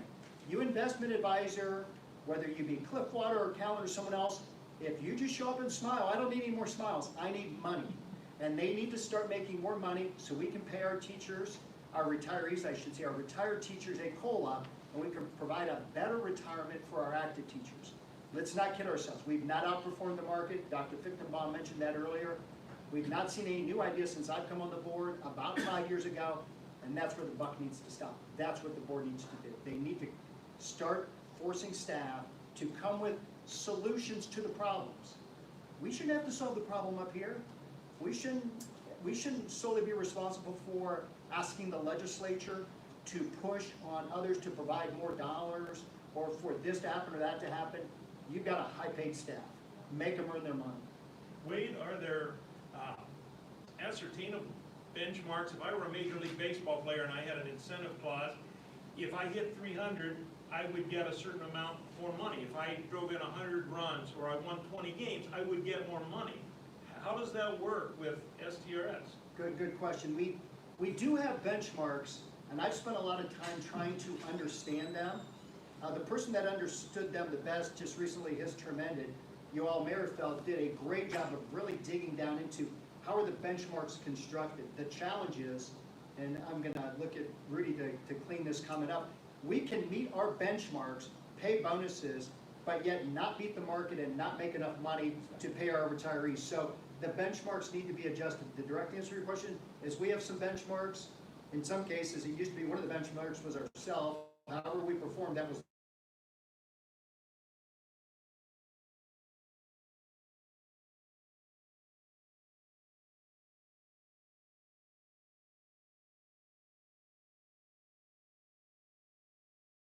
pension to all these retired teachers and know how to take care of them. Hey, we'll pay you handsomely.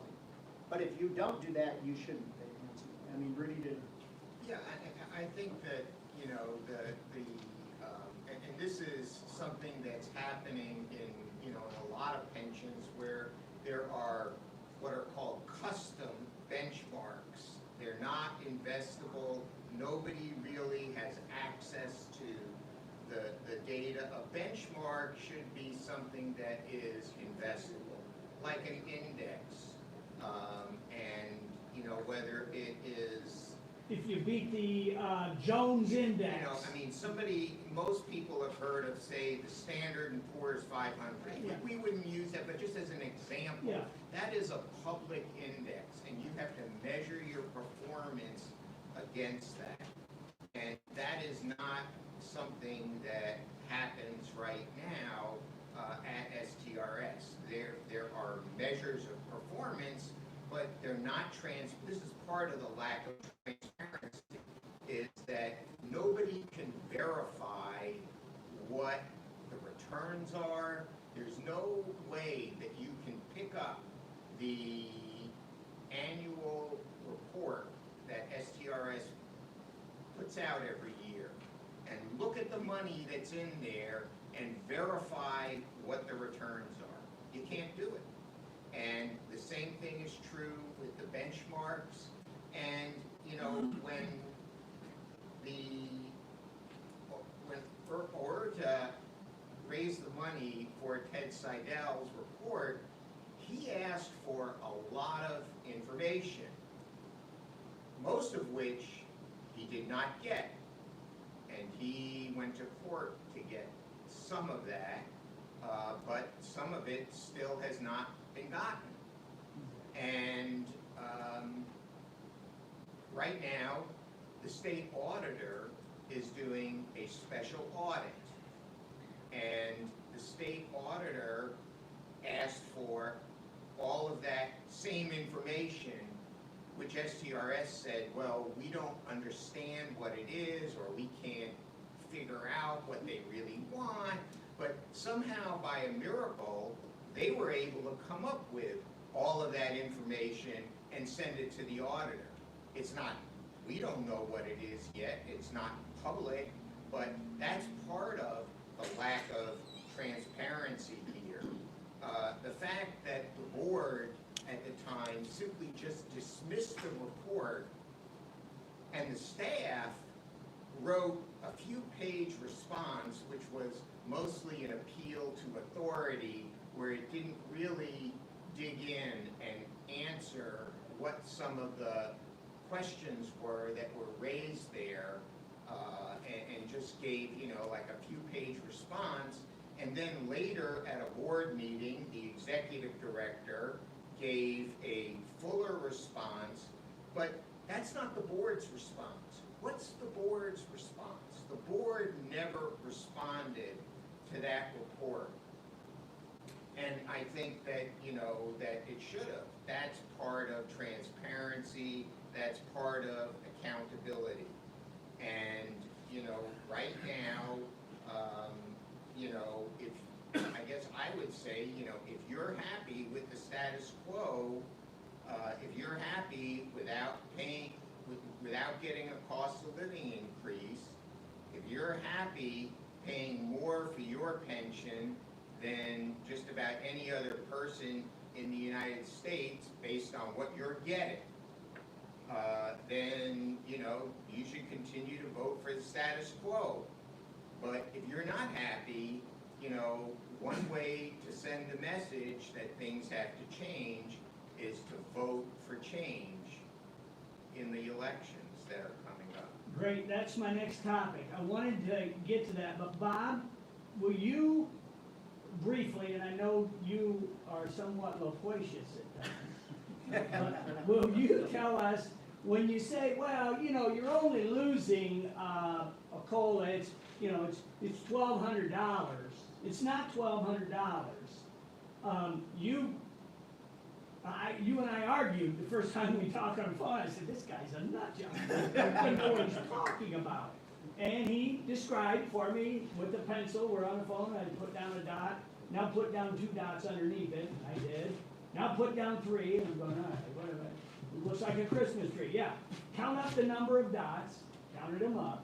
So will you tell us what the losses of COLA are to just the average STRS retiree? And I'm talking just, I'm not going back to 13 when we got a phantom skip, whatever you call it. And, but now since 17, we've had a 0. Right. So where are we at? Well, we've lost, with those 5 years, we've lost, you know, whatever your COLA was, we've lost 15 times that amount. So that person that made $1,200, just use that, $1,000, I can do that math, I went to Perrysburg, not Fremont. That'd be $15,000 Correct. that I lost over the previous 5 years. Yes. And each year, it will increase by the amount of your COLA. So if you're talking about 10 years, it's much greater than 15. Remember what it is for 10? And for 18 years, it's 171. Yeah, 171 times. 171 COLAs. Yes. So my $1,000 COLA person, if we don't pay until 2031, which is, they're saying, oh, we're gonna be funded in 2031. And, you know, I was listening last month, and I go, 2031, I'm 65. Well, I won't need any money when I'm that old. I need money now. You know, I wanna put new pipes on the bike or whatever. But, so 171 times that 1,000. So over that 18 years. that's a crazy amount of lost revenue that was promised. Yes.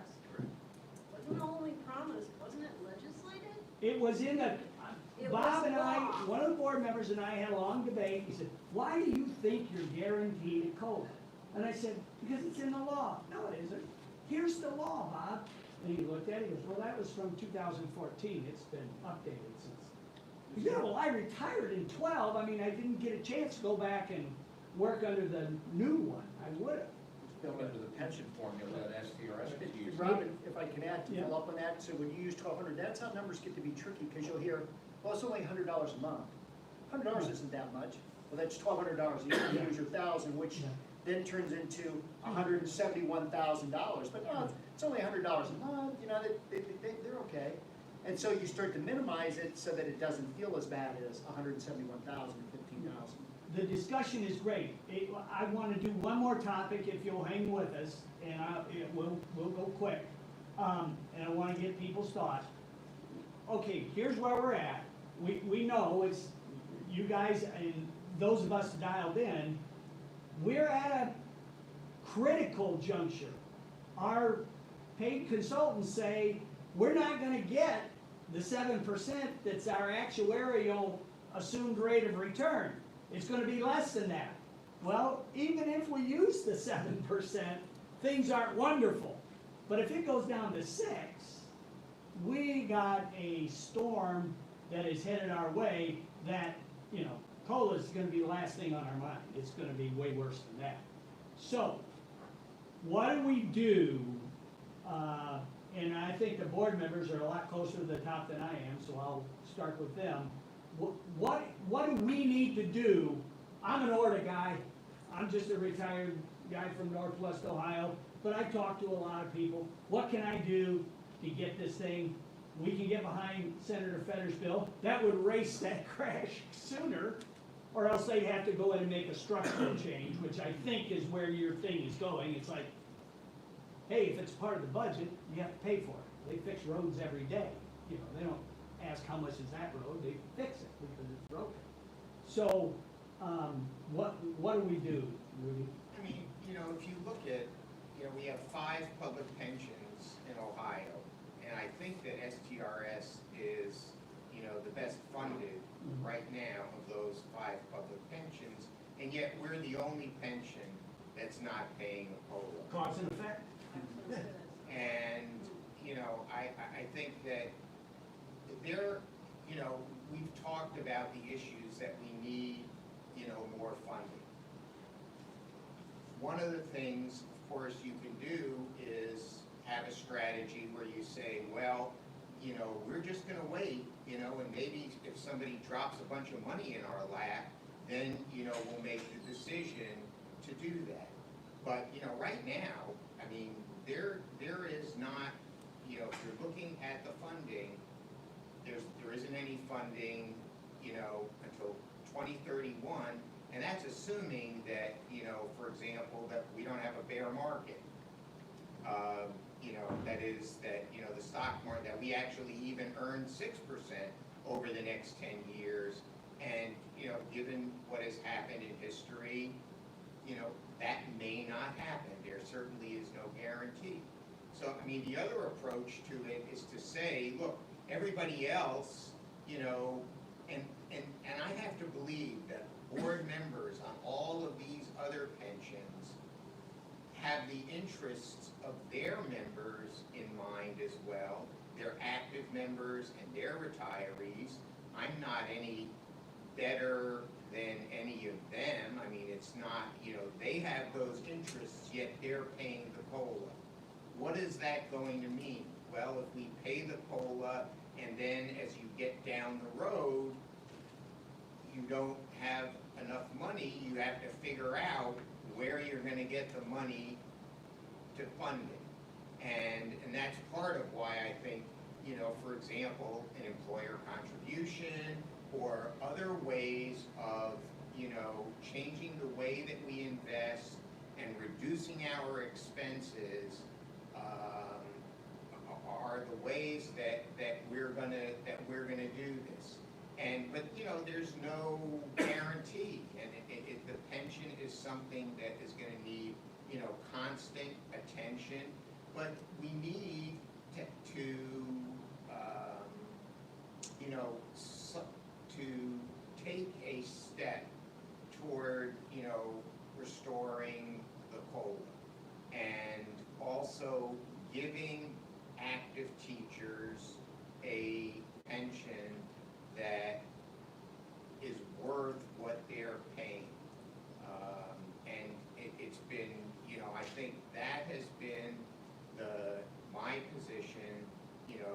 since I ran, that even though I'm a retiree, I am just as concerned about the pension because, you know, I was once an active teacher and people were once promising me something and then I retired and that promise was broken. If it can happen to me, it can happen to all of the people who are active teachers now. We are all in this together. This is not a question of some people want to pit active teachers against retired teachers. We're all teachers, right? And we're all in this together. It's our pension. If you're working now, you are going to need a cost of living increase when you retire. And so we all have an interest in that. And retirees also have an interest in making sure that active teachers get a pension that is worth what they're paying for. And all I can say is, when I go to the board meetings and I hear the reports from the staff and the consultants, we're one of the top pensions in the country. We're the best pension, not only in Ohio, but, you know, we win awards every year. If all of these other pensions are giving their members a cost of living increase, then there needs to be a way that we can do it. And that is why we pay these consultants all this money, and it's why we pay the staff all this money. And again, you know, the part of the problem is that I don't think the interests of the staff are aligned with the interests of the members. You know, their pension is not in STRS. Their pension is in OPERS, where they get a COLA. And what, you know, I don't mind, I would not mind paying, you know, bonuses for people who perform, but the performance needs to be serving the members. When the members get the pension they were promised, then absolutely that needs to be what the goal is in order to reward people for performance. The performance is not earning a certain rate of return. The performance is giving the members the pension that was promised. And when that gets done, then performance should absolutely be rewarded. Rob, you said, what can you do? To the teachers out there, you elect 7 of the board members, make your votes count. We have 2 legislative members, I don't know if they taught, but the senator said she taught. Put on your teaching hat. Did they come to the board? When you looked at the classroom, kids had to do their homework, right? And they had to participate. Now, I'm not gonna criticize any other board member, but many of you have watched. Are they all doing their homework? Are they asking questions, not softball questions? I seen a shrug there. If they're not, then they shouldn't get a passing grade. You elect those 7 members. Make those votes count. It doesn't matter who endorses them, who gives them all their campaign money. Are they going to do the job? It's not who gives them money, because sometimes that's not the right thing. The best thing you can do is to hold that board accountable, and you hold them accountable with your vote. We always talk about that. You hold politicians accountable because they need your vote. Kara, we are doing, do you want to talk about the endorsement real quickly and tell them how we're going to do it, or did I catch you off guard with that? That's okay. Well. I can do it if you're, but. ORTA this year has decided that we wanted to at least give a chance to vet the candidates that were running for the STRS board with our executive committee, our board and the executive committee, so that we can understand what their goals are and whether they do align with ORTA, and whether we can either endorse or at least make the information more available to our members, and maybe give a wider spectrum of people who are under understanding their background of those running for the STRS. And so we have created a committee for this, and we are going to be meeting very shortly. The deadline for submitting applications was, or is very shortly in February. End of February, Is it end of February? petitions are Yes. due. Okay, so we have not yet reached that deadline. We cannot even begin to talk to people because we want to make sure everyone has that ability to submit their application. And then we will have meetings with them, hopefully in person, if not on Zoom, to give our members of ORTA advantage in, if they are so choosing, to understand the background, the goals, the hopes, the education, and what these members come to STRS as candidates with.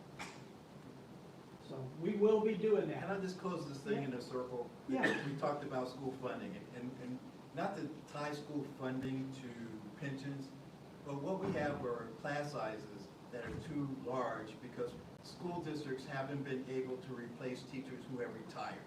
And so we've watched our class sizes go from 28 to 30 to 34 to 35 because we haven't been able to replace those teachers who retired.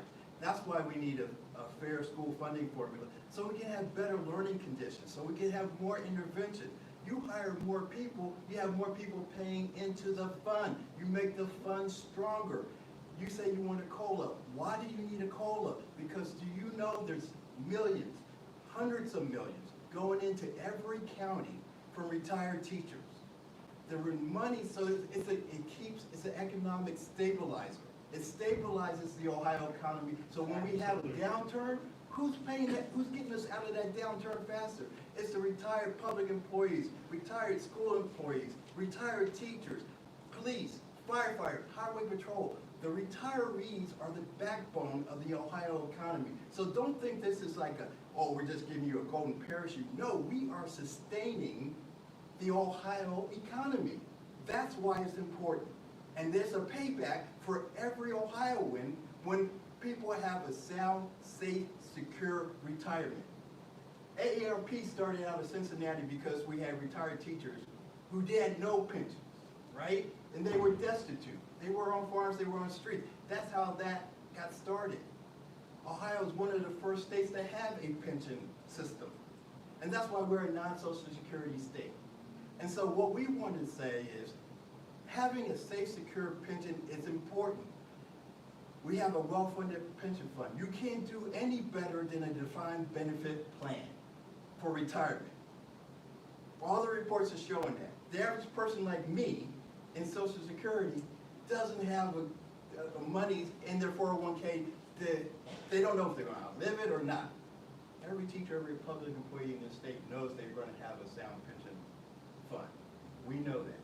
We want to sustain that. But pushing and making sure the fund is transparent, doing all it can, and getting its highest return is not a negative.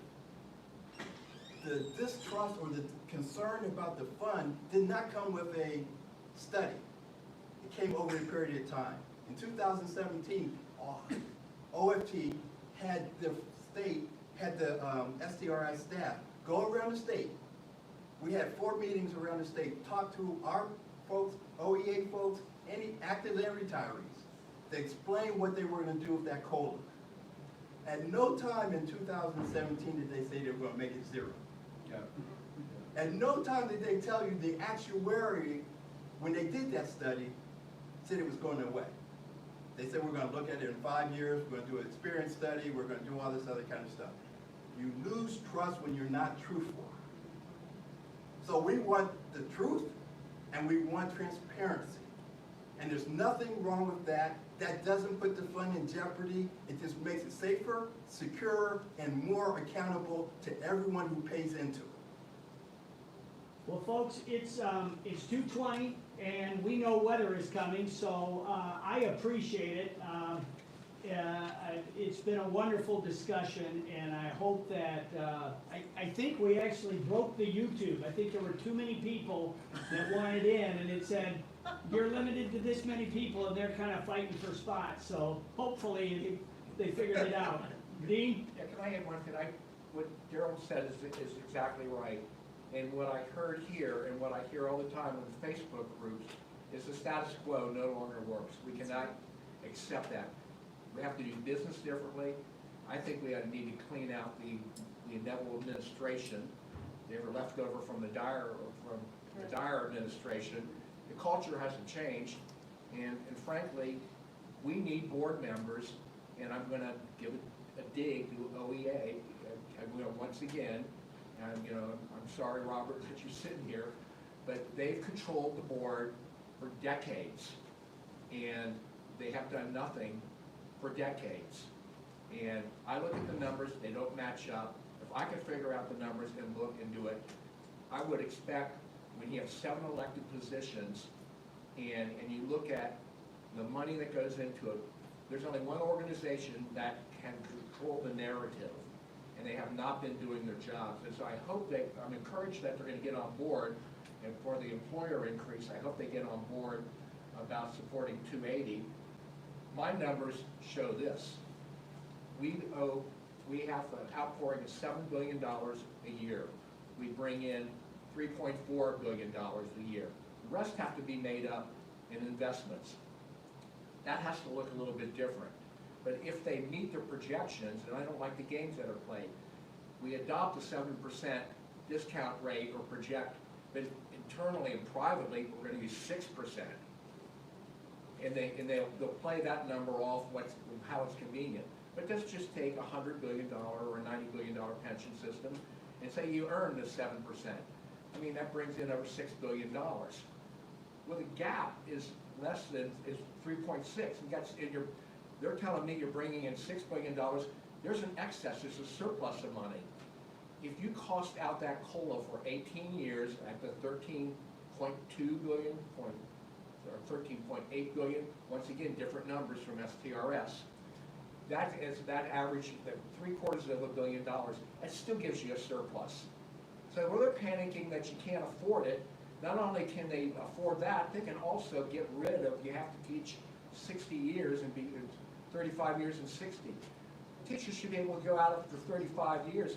If anybody's ever been a classroom teacher, they never would have passed that ridiculous wall. And you're talking about a shortage of teachers. It's also who wants to go in. You take your average teacher right now, or maybe somebody towards the end or in the middle. Let's say they're making $60,000. They're giving 14% of that. It's $8,400. When they retire, they're going to get back around $6,000. They're losing $2,000 plus every year they're teaching. Who wants to pay $2,000 to STRS to watch them lose and ruin your pension system and underperform the market? We're top heavy on the staff. Our management's not going to change unless our board members make them change. If we don't elect the right board members and put pressure on them, we're going to keep on having the status quo, and the status quo has to go. I want to also mention, I think it's important to ask the other pension systems, if they had $90 billion, could they provide more COLA to their members? When STRS can't provide any with $90 billion, ask the other 4 pension systems, given $90 billion, would you insure COLA? I bet that answer would be absolutely. Give it to us, we'll do it. Yeah. And so that's the question that legislators need to be asked. So I just really quickly, I think it's important to say that the fund has gone from when pension reform happened to projected running out of money, now in this great footing that people are talking about, $90 billion. They're 80% funded on their actuarials. Market value is higher than that. It's over 85%, which is where the board said that when we've reached 85%, we're going to look at making changes, because 85% means that if the market has a downturn, we don't go into this spiral. We have built up funds in order to meet the obligations of the future. At the last board meeting, the STRS board looked at 4 different scenarios. Every one of them was paying the COLA in this year.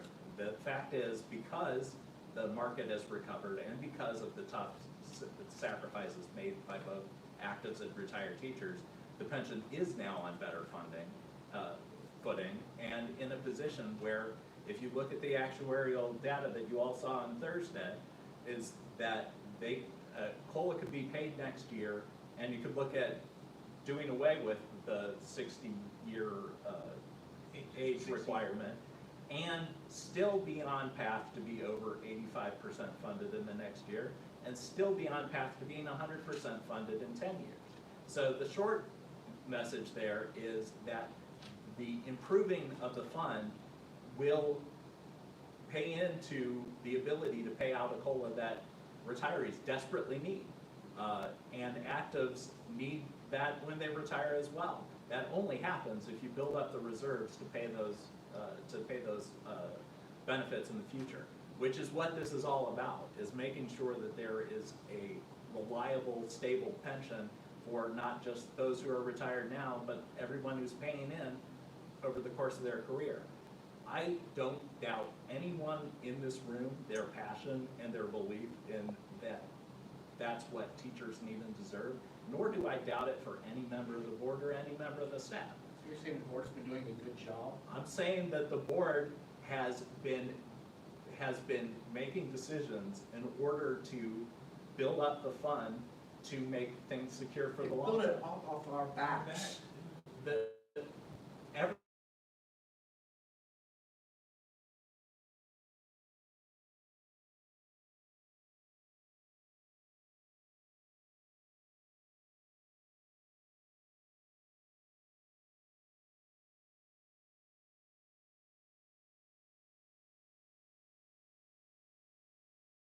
5%, not 7, if we give you a 2% one time.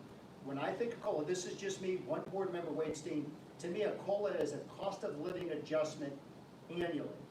Otherwise, it's a one-time payment, but what you said is accurate, but it's a 2%, but it's for one time. Sure, and again, that would be a decision that the board would again have to make in another year on the ability to fund. So we need to watch who we elect in on our board.